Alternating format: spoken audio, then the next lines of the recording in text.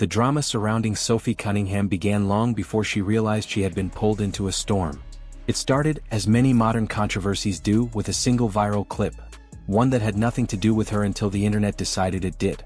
At first, the noise was distant, just another round of outrage bouncing across timelines. But the moment Sophie opened her phone during a workout and saw more than 30 messages all pointing to the same video, she understood that something unusual had erupted overnight. And she hadn't even said a word yet. The pressure was already building around her, tightening like a vice, waiting for her reaction to ignite the fire even further. Michael Porter Jr. had made the kind of statement that usually sparks predictable responses.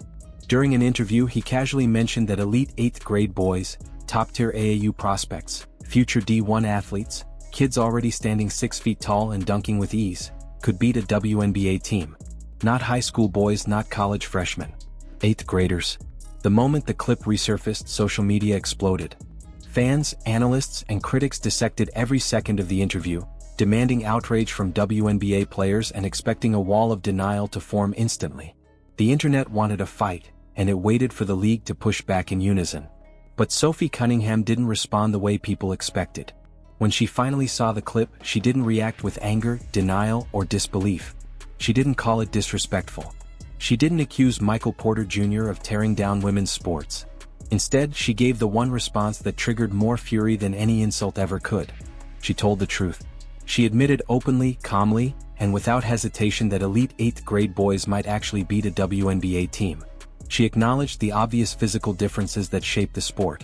She stated plainly that elite male athletes, even at a young age, are often bigger, stronger, faster, and more explosive. She didn't sugarcoat it. She didn't twist the conversation.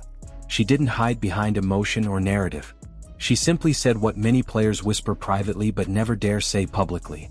And with that one moment of honesty, the internet exploded again, this time at her. What started as a simple resurfaced interview transformed into a full-scale cultural battle inside women's basketball. The truth Sophie spoke was not new. Anyone who has watched elite boys basketball understands how early physical development appears in top prospects.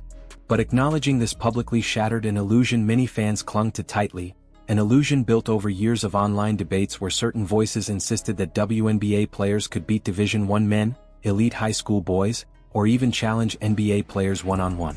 So when Sophie broke the unspoken rule, when she told the truth instead of protecting the narrative, she became the center of a storm she never intended to enter.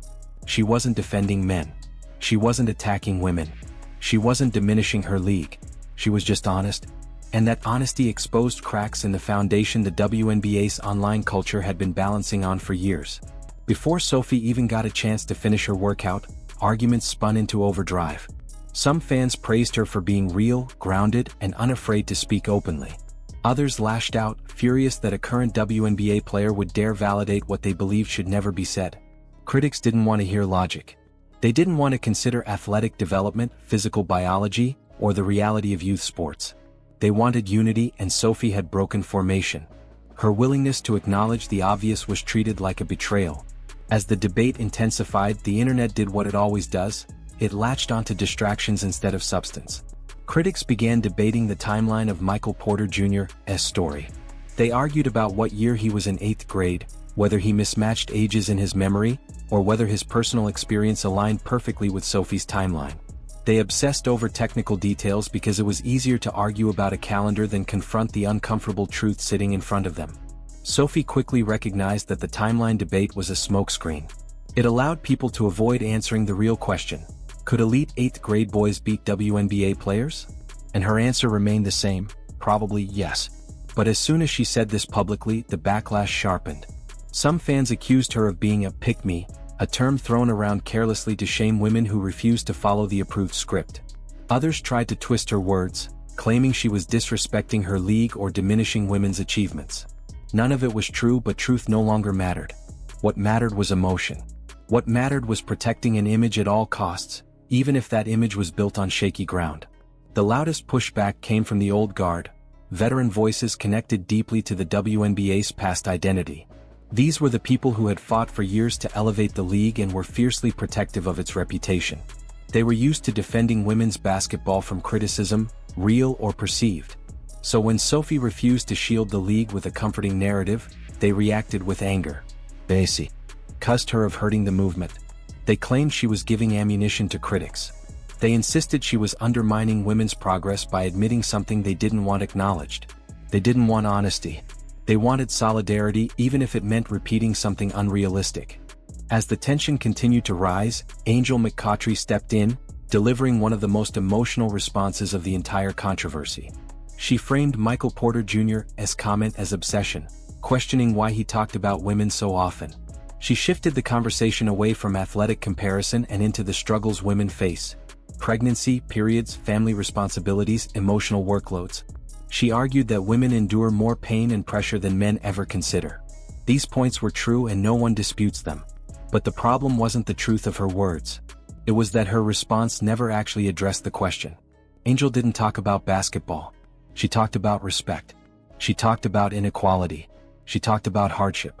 But none of those emotional truths changed the athletic reality that Sophie had acknowledged.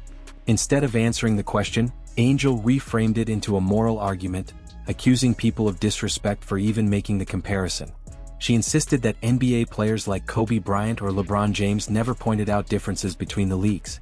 But that argument broke apart immediately because those comparisons don't come from NBA players, they come from fans. And when Michael Porter Jr. was asked directly, he simply answered honestly.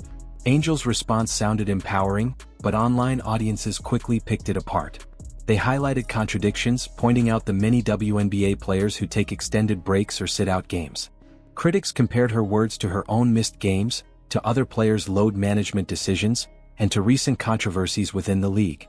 The more Angel insisted that WNBA players never sit out for headaches or minor issues, the more people countered with facts. Her emotional defense opened the door for an avalanche of scrutiny she did not expect. Meanwhile, Sophie didn't waver.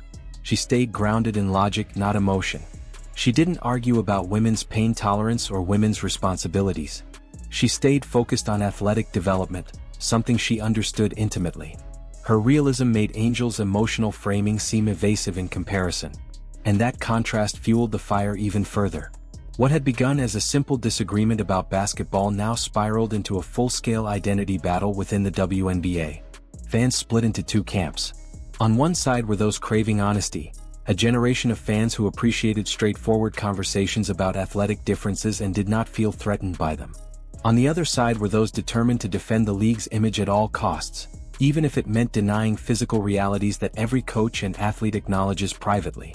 This divide only widened as the debate collided with a much larger tension already raging inside the WNBA, one revolving around Caitlin Clark. Even though Caitlin had nothing to do with the original conversation, fans dragged her name into it instantly. They claimed Sophie's honesty aligned her with the same fan base that supports Caitlin Clark. They argued that Sophie's comments would empower Caitlin's defenders, who often clash with longtime fans and veterans. They insisted that any player who embraced realism was contributing to what they saw as an outside invasion threatening the old guard's influence. Suddenly, Sophie's comment wasn't just about 8th graders. It wasn't even about Michael Porter Jr. anymore.